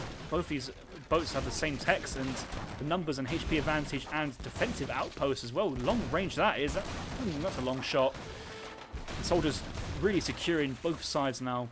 We do see a frigate from Ezad. Which side that frigate coming in? It's coming in on the... Oh, it's coming up here? That might be a good decision to really deal with Soldier's navy on the top side, but I think he's hoping to spawn down to the south, clean up the caravels, pick off a couple of his pikemen. Either side, I don't think it really matters, but he needs to make good use of it instead of having it sitting there. Yeah, he's moving it with his army. Dragoons raiding villagers. Villagers do have their great coats, but it's Hussars not wanting to engage Dragoons. More Portuguese goons on the way. Let's look at Soldier. He's going to longbow defense. Send in 1k koi. He's got 2.5k wood because why not? Might as well. Lol. No way to really spend it. Does have full manners. He does have villagers with log flim as well, so at least he's been gathering with upgraded villagers. He's just going to go full bow pike, I think, at this moment. Soldier needs to. There's the coin incoming. A lot of vills, but this is the only hunt remaining. All that in-base hunt's gone. There was no hunt topside, remember. Tactically, Ezad, with his fish and eco, has got all his hunt behind his base still to go through. That's quite nice to see. House, dock going down, raid left side dragoons. All underneath Soldiers' outposts there. Triple pumping longbows here, looks like. So that's going to be a big batch of 14. Looks like he's going to get... Oh, he's not complete the batch. Okay, now he's slightly missed that there, but the intention is there for him to spam out many longbows. Sending a frigate of his own Soldier is, I think Soldier is going to give up the top side, but he's going to double down on the South Sea. And at the moment, quite a lot of his boats from Ezad are just... Okay, they're 4 HP. For some reason, I thought they're on very low HP. Goons coming from Ezad. They do have their cavalry combat on, or dragoon combat. 20% attack and HP for these units. At some point, I'm sure you'll see the ranged cavalry Caracol coming from Ezad. Is Ezad going to jump to the fourth age though? Not quite yet. Spending all his resources on some military production. Same for Soldier. At least he's gone through most of that wood now. But you can do that with ship upgrades and more ship production, training a couple of the fishing boats. But Dragoon's taking a very bad trade here versus the frigates and caravel support of Soldier. Those Dragoons have to run away, but straight into the path of longbows. Oh, this is beautiful to watch if you're a fan of Soldier. Ezad must have lost about 10 Dragoons in that entire volley on transaction. And Soldier knocking on the front door with a mixture of bow pike. Big batch of Huss here from Ezad. Not many pikemen here, but it's still enough hussars to hold. Dragoon's going to return and reinforce from behind, but actually when you have this many longbows, even these units become anti-cavalry. Musketeer raid, because I guess this game can deal with more raids and more stuff happening on. Big batch of minutes being poured here, but that's from Soldier defending the raid. More longbows being pushed forward. There's some longbows here as well. Maybe Soldier needs to use the move or military build units forward. Sometimes I use that button as well, just so that I know that my forces are moving to the same position. There's also, I use a hotkey for select all military buildings to select and move a global rally point. That's quite a useful thing as well, and you can see it literally picks up everything. So interesting hotkeys to use to improve your gameplay. Okay, a couple of hussars thinking of going for a raid, but realizes he's losing his base. He's going to sit back at home. Frigate on the coastline defending, but not going to get too much done there. Okay, Musketeers getting cleaned up now by a town centre fire and the Minutemen. Action on the South Sea, frigate and caravel engaging, but oh, okay, finally Ezad has upgraded his ships with armour plating as well as the ranged attack one. I do not know the name. Goons right-clicking on the Falcons, but Pikeman gets an incredible trade here onto the Dragoons. Dragoons with no melee resist getting torn to pieces by cheap pikes. Not enough hussars to deal with the longbows, but these hussars with cav combat, no veterancy though, just not as strong versus a big mass of longbows. There are more than 50 longbows out on the field already, and so maybe Soldier with his all longbows to group, I know, group 2, can't select all of them, and that might be why there's a couple of longbows here and there struggling to be managed. Town centre down. Soldier's going to try and put assault to the docks and outposts to the north side. The real smart play would be just to nuke the stuff away from the coast where the warships can't support. A couple of stables. There's 3 stables being thrown down. Artillery foundry, another town centre, another racks. I think Ezad's learned the lesson of his last game. He needs that production. Once he has the production, he can eventually get units out. But Soldier's just having so much mass here on the field, it would be very difficult to deal with all of it. But it looks like he's got control of the South Sea, though, and the whales it holds. Most of the fish on the top side have been used up. This has been really smart play, because Soldier also went fishing boats, so not really buffing his own economy, but also just draining the resources available for Ezad. Now Ezad has the full water. It's very nice, but yeah, Soldier has 78 villages on the land. Ezad's total 26 fishing boats, and that means he only has 44 villagers on the land, or even less, 32. Where are the rest of these villagers? Maybe they're idle somewhere, I don't know. But big Minutemen have been called from defensive colonial militia right on top of longbows, so that should be a decent pickup there for Ezad in terms of, well, cost effective. When you have more than 50 longbows, they just nuke everything and everything. So efficient when they're standing still. Yeah, and another small batch of minutes, but didn't have the resources to time both the batches together. A very aggressive town centre being thrown down because the initial town centre has gone down.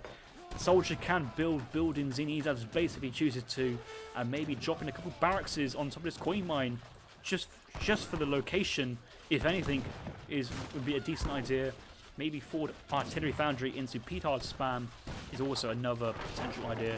Goons moving south, seen another town centre thrown up with CM. Town centres usually mean where villagers are. The villagers are safely gathering on that back hunt that Ezad's left alone all this time. Does Soldier know about it? He does know about it. Not choosing to know about it just yet. More vills going down from the town centre being picked up. A couple of hussars coming out as well from the vet hussars. Oh, Perez, that's a nasty message, man. Come on. Come on, mods. You gotta delete that one. Fuck, man. That's not good to say that.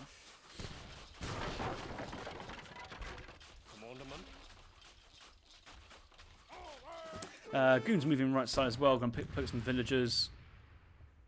Yeah, guys, that's not a nice copy and pass to spam. Seriously, boys.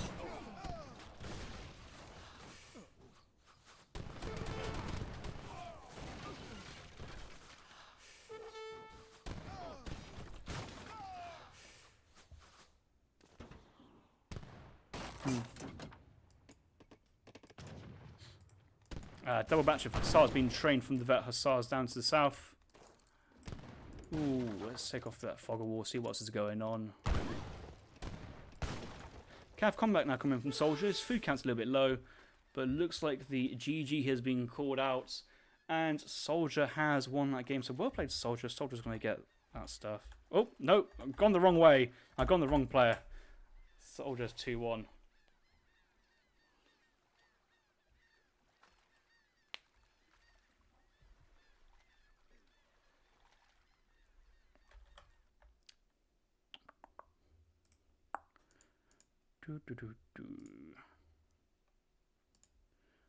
Got a few things to deal with.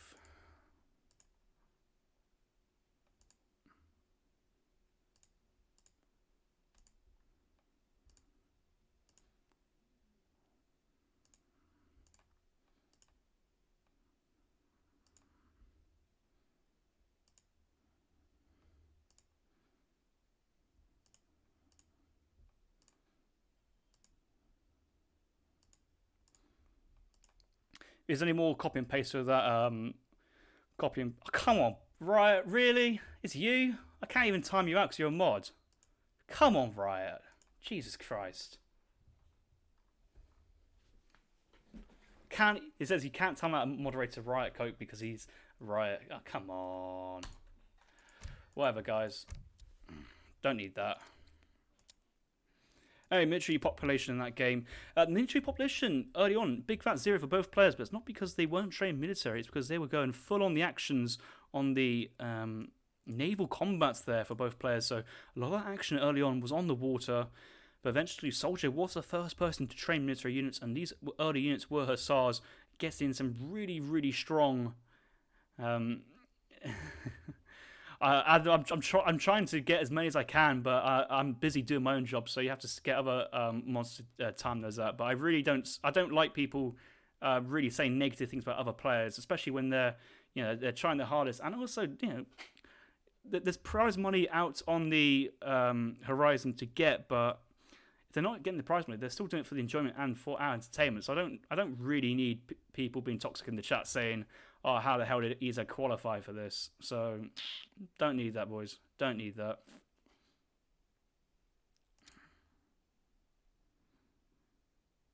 Risotto, Harrison, struggling to get jokes recently. Yeah, I know you wanted your big boy Drongo qualifying, but Ezad earned his place, and I don't agree with that copy and paste. I'm sorry, guys. I just want to say I don't agree with that.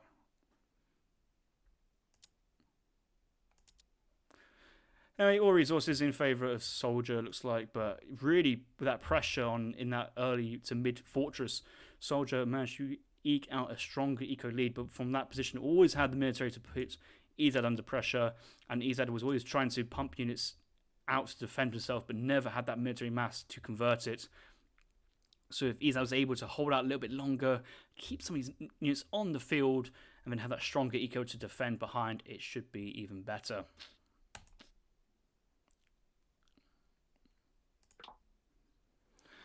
Abra, I don't think copy and passes are meant to be taken seriously. Well, then you run into the problem of, oh, it's not my fault because I just copy and paste it because somebody else said it. But if you still copy and paste it, it's still you saying it. There's no two ways. You're just trying to pass the blame onto other people without actually standing up for your own actions. Yeah, you can go as well. Ah, there you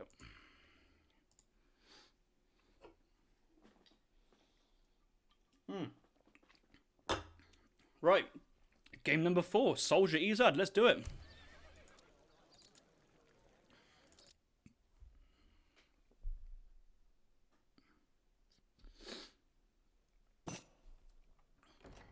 Right, boys, welcome back. Game number 4. We are on Korea, and Soldier is playing as the Lakota civilization spawning into the east side of the map.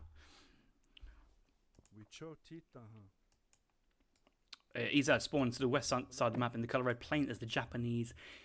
Soldier winning the last game, choosing to play as the Lakota civilization.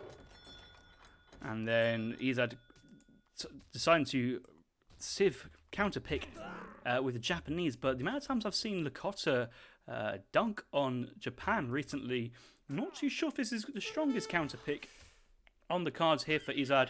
But then again, how do you counterpick one S tier Civ? Well, I suppose you have to pick your own S tier Civ, and Japan's probably the best of a bad bunch.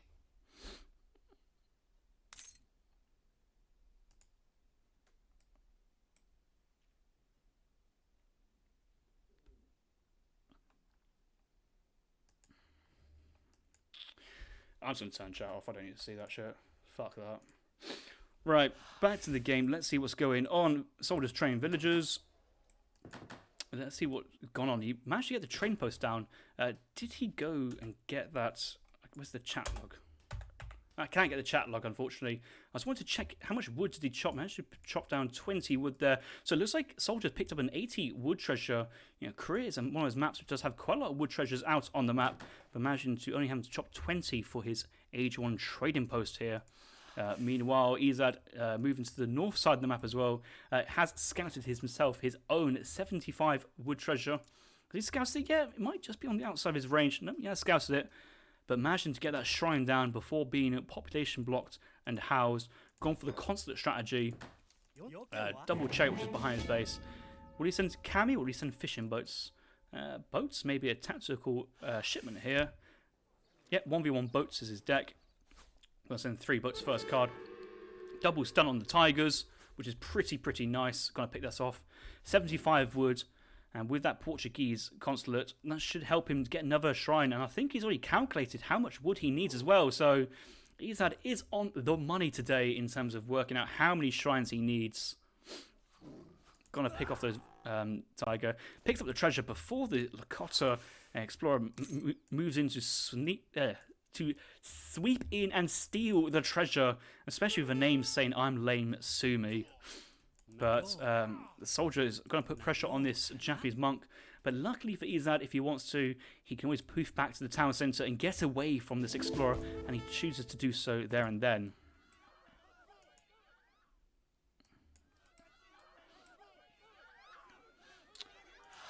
Currently at 640 food. Just need a little bit more food to get the reduced Age up 1 Wonder due to the Portuguese bonus, 680, and he's going to drop a Toshogo Shrine behind his base to make full use of this hunt as well. Going to build it with 2 villagers, it looks like. Just wants to try and get up a little bit faster so he can get units out on the board before Lakota ages up and puts pressure on Japan's base. I've seen a few people play this matchup by going forward War Hut and going for a lot of Seaton bows, a couple clubs, and try and put in pressure onto Japan, as you would traditionally do if you're playing, let's say, French, going for mid-map, double racks, crossbow, pike rush. So let's see how Soldier plays this. Does have one villager slightly forward, but no sign of any villagers moving across the map here to go for mid-map war huts as of yet. Second villager moving forward. Maybe it's just going to be... He's aging up with the chief, so that is wood. So he's aging up with wood. I think he's waiting to get the one-shot kill on the lion. And then that could be enough wood for a second trading post, a war hut and a stable, or war hut market, second TP. Let's see what Soldier's up to with his explorer. I don't think he wants that second trading post. He's going down to the south side. So it's just going to be a forward war hut mid-map, it looks like. And Ezad's on top of that scouting pattern already.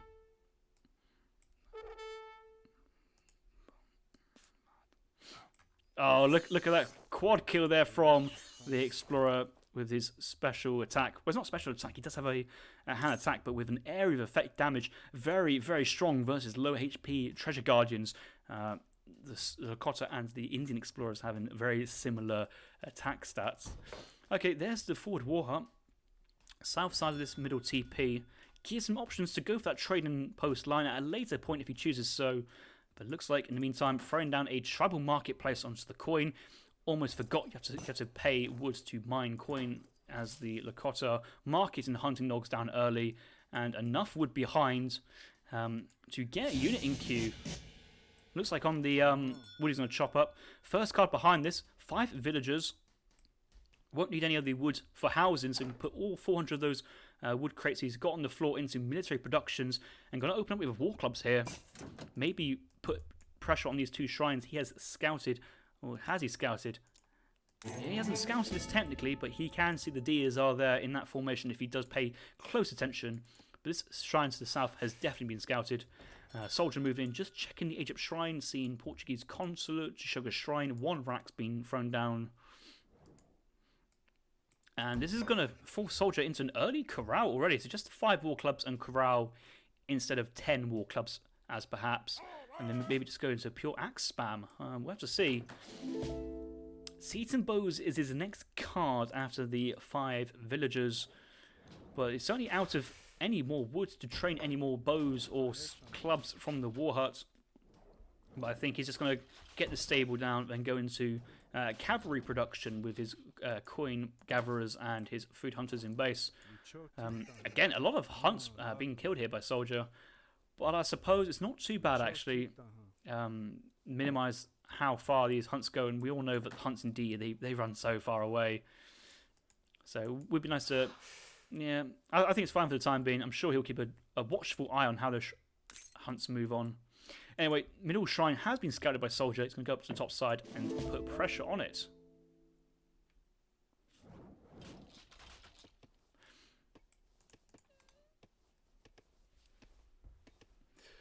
Back in Ezad's base, we have a couple of Yumi archers defending.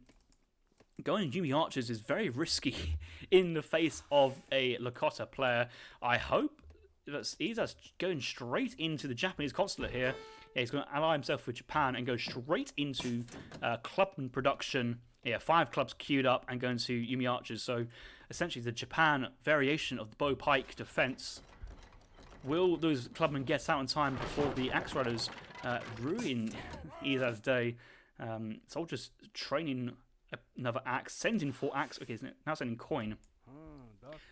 But if he managed to send the 4 axe riders and then get a batch of 5 axe riders, that could have been an insurmountable power spike that Ezad probably couldn't recover from. But there's not enough units here to deal with the clubs. That's the thing I'm seeing, is that only 5 war clubs and 5 Setons is probably not enough to deal with these very strong clubmen here from the Japanese consulate, and there's certainly more available for Ezad if he so chooses. Okay, Yumi's out. I'm going to already get a decent engagement on the Seton bows. Seton bows are only really good versus other heavy infantry, whereas Yumi archers are pretty decent versus other archer units in its own right. So you see the clubs have already run back, the Setons run back. Here comes the axe riders. There's only 5 Konchan Mibushis here, 5 Ashes as well. Looks like Ezad's running for the trees to help his pathing efforts. Club's going to move on to the Axe Riders. Ash is not the greatest in anti-cavalry support here, but enough Setons and Clubs now focusing down the War Clubs. I'm seeing a couple +6s going down, but hasn't gone too bad. Hasn't gone too bad for Ezad considering how many Axe Riders there, but there's just enough Axe Riders to now finish up these Japanese units in the absence of Clubmen. But another batch of Ashes should be enough to... No, those units are basically dead. And it could be the point of maybe Ezad's to pull back the Ashes now, because these Setons are still unchallenged, and these guys have double attack multipliers versus the Ashigaris. So it feels like Ezad needs to retreat from this position, sacrifice his Yumi archers, and hopefully he's got a better eco than his Lakota opponents. Lakota's got 29 idle villagers here. Ezad's got 30 villagers, as well as a couple shrines out of the map. 90 shrine population. But remember, Japan's eco is all on berries and a couple of fishing boats instead of actively hunting from hunts. Looks like Japan went for Portuguese boats as well. How did he afford that? Oh, he sent 300 export. Pardon me. Don't often see Japan players send in 300 exports, so that is how Ezad was able to fund both the Portuguese boats as well as changing into the Japan consulate for a relatively cheap price of 25 exports, and then train a big batch of clubs behind it.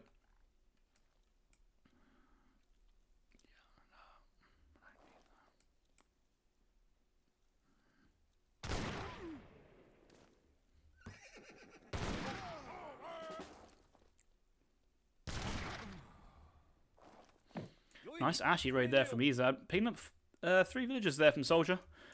Soldier having to be out on the map hunting. There's a nice big patch of hunt he's currently working on at the moment. But with only 5 bow riders, 5 axe riders, that was just a fight Soldier did not want to quite take there at that moment in time. Now sends in the 7 club warriors behind from the forward war huts. Batch of 5 bows. He's got another 5 bows already queued up. So maybe the Soldier, if he could have had a few wood gatherers at the same time, as well as his coin income, could have got a batch of Setons at this moment in time, instead of having to keep another 5 bow riders and have a bit of a stronger timing window at this point. We could see a forward marketplace, a tribal community plaza, pardon me, for that war dance for when the big fight happens. Card order from Soldier, Setons, axe riders, 700 coin into the clubs, maybe wanting to send a cavalry upgrade of cavalry HP behind. Okay, Ezad's now putting pressure on the war hut, and I think Soldier is going to wrap around from behind. We'll pick up the 2 explorers free though. That's going to be a nice pickup. 90 experience points there for Soldier, and that is just meaning that shipment for the Sioux player, that upgrade, that crucial upgrade, is going to come that little bit earlier. Another batch of axes actually coming in, but you know, there's not really much anti-Ashy units here, of just what the bow riders and Setons, but I suppose there are 10 bow riders here. 10 bow riders, that's a lot. I think these Ashes are all going to go down. These axe riders will go down in their place, but they're doing a wonderful job tanking for the bow riders and Setons behind. This backline of Setons doing 30 damage per shot is untouched, and Ezad's infantry mass basically slung out to dry. Just left the base, and a bit of a weird rule to play against Lakota is rule number 1: never leave your base.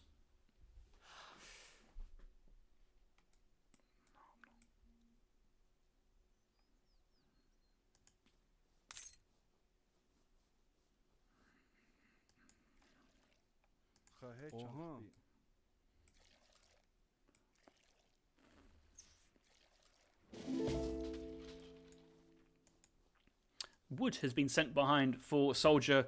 He wants to throw back up that war hut, but looks like he's got the resources to age up behind this. Could sell a little bit of food just to get that age up in queue.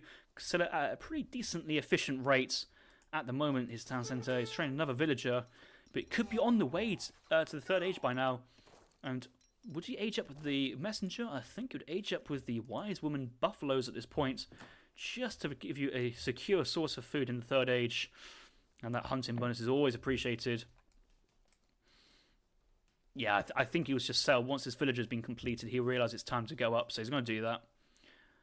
But yeah, it's really a strong play from Lakota. Clean up Japan's army age 2, and then just having enough map control and safety in numbers, just safely age up behind here. We'll age up with the messenger in this case. No shipment ready just yet, but we'll get close with another pass of experience points from the trading post, only needing another 50 experience points to send it, and he'll get that from the war huts. So once he ages up, he should have enough shipments experience to send a shipment. But what would you send at this point? Would you go dog soldiers early? Would you go 5 rifle riders? Cav combat is always tempting before you take that fight, and you never know if this might be the biggest mass of cavalry you'll get. Train another batch of bow riders. Does have enough wood to go into elite bow rider on the age up, so he's saving the wood for that, most likely. If you're going to elite bow riders, maybe cav combat as well would be the strong shout. Soldiers age 2 infantry mass of the war clubs and Setons are on anti-shrine duty to the north side, and Ezad he's only just got his shrines back up from that pick off earlier, but his certainly presence on the map is very limited. Only 5 shrines in total, and 3 of them are at base. The Golden Pavilion is the wonder of choice Ezad's going to use to age up behind this, and he only has the 6 fishing boats. I did see he has 2 fumes, but no 5 fishing boats in deck. I suppose if he wants to send eco, he can send the 4 villagers, but hasn't sent that once yet. Instead, choosing to go 300 export, 5 Ashi, and then 600 coin to age up off of it.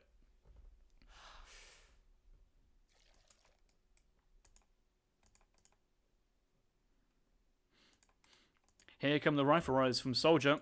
Soldier trains some rifle riders. Let's see what else he's got going on. He's got elite rifle riders, elite bow riders, train a batch of axe riders. So full cavalry spam here from Soldier. First shipment was the 5 rifles, so it looks like he just sent those instead of trained them. But at this point, when you've got these many cavalry units and the amount of resources invested, it just feels like you really want that cavalry combat coming in. So can Soldier hang on long enough and put pressure long enough for him to get that shipment? Big batch of axes should be another 100 XP, so that helps him towards that shipment coming in. But apart from that, the only other shipment he's going to really get is taking down the shrine, and that's going to be providing him 50 experience points as well as that TP. So that's there another 100 coming in, and just really needs to find another, just a single another 100, and he's going to get that from a big batch of Wakinas coming out. A couple Yumi archers pushing forward, trying to force back the clubs, and Soldier realizing these units are better alive to him than dead, just going to pull him back. Even if it means that shrine stays alive, he can just move back to that top position. I think he might not actually know that there's a shrine there. He can technically know that there's a shrine on the very top side now, so he could move up to that position. But another shrine on the south side where there was picked up there by Soldier.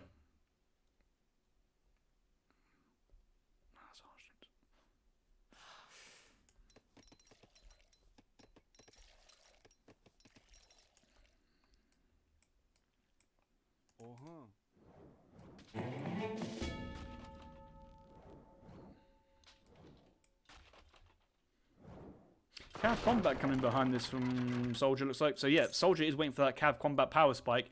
He's at 15 minutes though, so if he wanted to drop down all his tools, just gather pure food, he can go for a 5 dog soldier big button as well. A lot of people say wait for the 18-minute for the 6 dog soldiers. I suppose in Soldier's case, that could be a very strong secondary wave. Have these two armies trade down with each other, and then move in with very strong reinforcements of dog soldiers once all the ashes are cleaned up. Ashes, there's going to be Yabo Sams as well out for Ezad. I suppose in this situation, that's your best anti-cav you have. You do have Conscious Yamabushis and Disciplined Ashes. I don't think Ezad's really in a position to send the close combat card from Japan. Close combat gives himself extra HP and a multiplier for his Ashes versus cavalry in hand combat.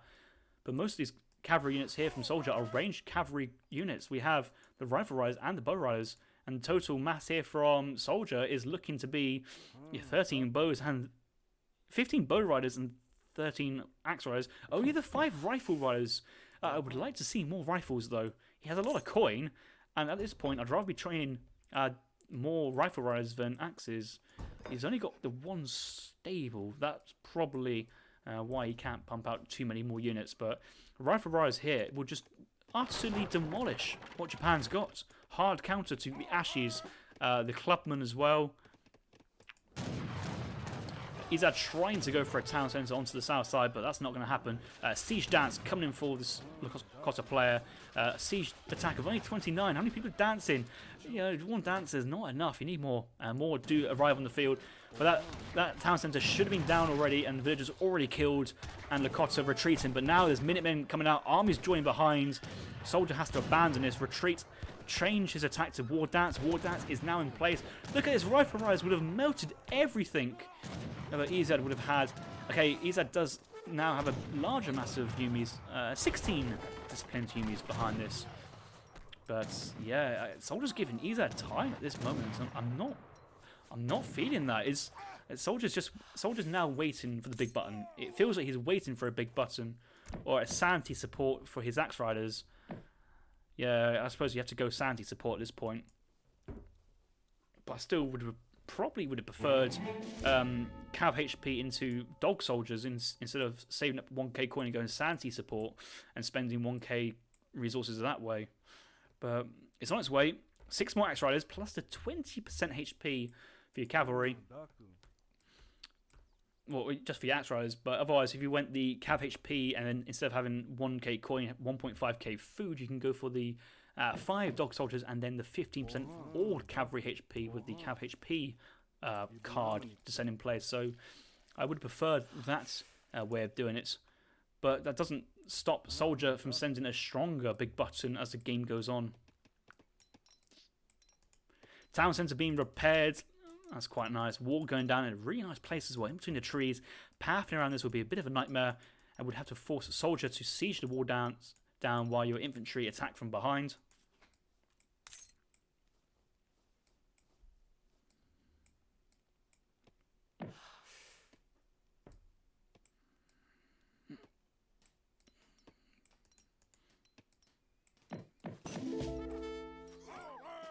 Nice Yumi raid here on soldiers' villages. A couple of these villages are a little bit exposed, and I suppose that's just villagers hunting, but if you really want to be on top of your hunting, just try and herd those hunts away from the town centre. A couple of villages, though, at this point in the game, not the biggest deal. Looks like soldiers are going to go in for the big attack, though, but there are walls to really hinder this, and this is awkward for soldier. Pathing in the trees, mixture of having to siege and attack at the same time. Okay, here comes the siege dance. He's going to siege that wall down, but already a couple of these axe riders going down. 400 HP on these axe riders at the moment. Engagement's happening, but there's only 5 rifle riders here, but I suppose Ezad's now transitioned to more of a Yumi heavy composition at the moment. Actually, the axe rider, there's a lot of axe riders here on top, and it's not many ashes from Ezad. This looks to be a bit of a clean-up here, it has to be said. All the anti-cavalry has already gone down here from Ezad's point of view. There's still a lot of Wakinas behind here for soldier, reinforcing batches of Yumi and Yabusams. But Axe Riders are just cutting through the Yumi archers. They have 61 hand attack as well. Military war dance of 24 villagers on it. Soldiers backing up. He's already cleaned up the entire army here from Ezad. I would say go back in. Maybe wants to siege from the safety. But all the villagers are bailed up here. Well, there's only 3 in the town centre, to be fair. But he's cleaned up most of that army.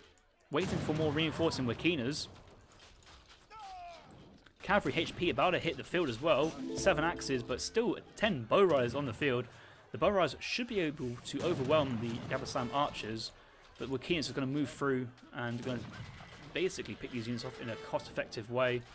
There's one club warrior being really annoying topside still. That town centre is going down. Ezad can't defend it, so the town centre has gone down as well as the couple of villas inside. I think Ezad trained another villager as well, but that was a short-lived ville. Ezad's forward position has gone, and he's still in base, which brings back to the rule number 1 of stay in your base versus Lakota. I suppose Ezad had to push forward for a coin mine at some point. Maybe you could play team games with the Swedish player and have the Swedes send coin mines in AoE3 for Japan just to sit in base even longer. Okay, here's some Nagi. Nata's actually out from Ezad. Not too sure how the Nagis will do versus Axe Rider Bow Rider composition here. I think there's just enough stuff here for Soldier, especially with the nice pathing into all this stuff here, getting Axe Riders front, protecting the Bow Riders behind. Yes, the Axe Riders are probably going to melt here, it looks like, with the clubs and Yabasam, but actually behind, the Wakinas are still healthy, the Bow Riders are still healthy, the villagers are going down at this point. This is a decent trade, and if you're trading off armies evenly, well, that big button power spike is going to get even more big buttony very soon, if that's even a word. Villagers from Soldier committing to the dance may want to go find some hunts very, very soon, but there's not really many resources near these villagers, so actually probably a good choice to having them on. Cleans up the army, still has 15 Wakinas, and the villagers behind the base are exposed. Looks like Soldier's going to try and just pick off units as they spawn and maybe go for a siege dance on the town centre. If he knows where the villagers are, you'd think he could go for that. Well, I suppose the villagers could emergency pile into a single fishing boat. Things we love to see on ESOC TV as well. A couple of Nagis getting on top of the Wakinas. For how short those Nagis will be on the field. They're getting all right. No, they only pick off 2 Wakinas before the Bow Riders melt them. Yeah, triple carded Bow Riders as well as elite Bow Rider here for Lakota. Soldier smashing Japan over. Looks like Lakota are cemented as an S-tier civ. Ezad hits that resign button, and Soldier takes the 3-1. So Soldier winning that game and taking the series. Ezad's chance of qualifying and moving on to the next, into the semi-finals, I think is fully over. I think also Ezad is not likely to have a chance going to the second place. I think Ezad's played all his series and unfortunately has lost all of them. But certainly had a very decent series versus Neutral Bear. So it's very close games in Group D, I'd say. But in the end, you have to say the rightful winner has come out. And in Game 2, in Game 3, the game on, what was it? Malaysia, I think Soldier really, really played well that game there. So I'm very happy to see Soldier take the victory in that one. Ezad winning Britain to Spain, but I think that's mainly a matchup counter there. So good tournament awareness of knowing what civ to pick when and what civ to save. But spending his British pick on Mexico, couldn't pick British onto Malaysia, went Portuguese, and Soldier went for the British player there. So both players winning a game with the British. I think the British civ looking strong at the moment. Lakota, very strong as well. So yeah, so I'm expecting to see more of these civs as the tournament progresses. Villager population. Yeah, looks like he's had decent villager production. Same as Soldier. Soldier lost a couple units in Age 2, but no big deal. A couple towards the end. But once the timing happened for Soldier, he pushed in. Ezad started to lose villagers, but more importantly was the losing the military and some decent trades for Soldier in all parts of the game, especially when those Yumis with 5 clubs escorting them led out of Japan's base and got cleaned up by the 5 clubs, the 5 Setons, and then I think it was just 5 Axe 5 Bow Riders, but it might be like 10 Axe Riders by that point, or 9 Axe Riders and 5 Bow Riders. It was a real good cleanup. Ashy shipment here to stabilize and 5 Ashies trained, but that's not really.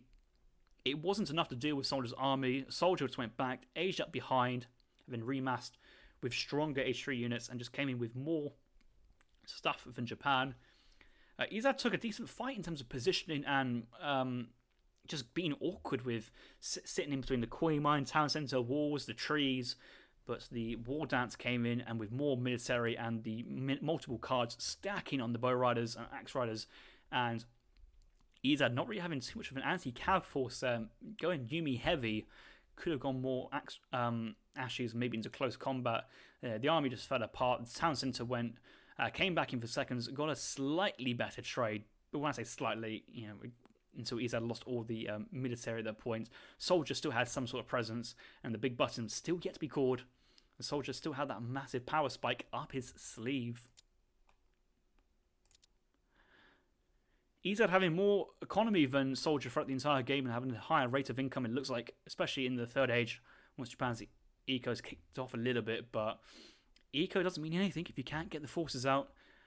And Lakota's forces are very, very strong, especially at the end when you're having the dancers at the fire pit. 24 dancers at the end, providing a decent buff in the attack, 24%. And the other interesting thing about the ceremony dancers as well is that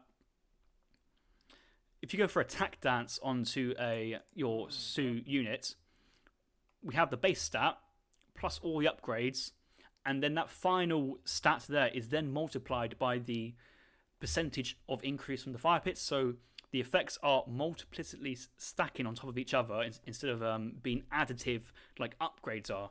But the more cards you send, the more powerful that dancing for attack on the fire pit is. And so a very smart play for Soldier to go all in on the fire pit at the end. And at the end I saw some Axe Riders having 61 hand attack versus Yumi Archers. Just so strong units at that point. I'm sure the Wikinas had some decent stats at that point as well. And at the end we can see Siege Dance is in. Wikina's 43 Siege. Yes, Bovra's having 44 as well. The Explorer 143 Siege. That's kind of funny. And Axe Rider is also decent sieges. But yeah, I suppose that's the benefit of a full fire pit of dancers siege on the siege attack. Right, that's it for me for today. I'm going to go back and crack on with some work. But I'm sure somebody else will be taking you through the next series, which is going to be Maito versus Kaiser Klein.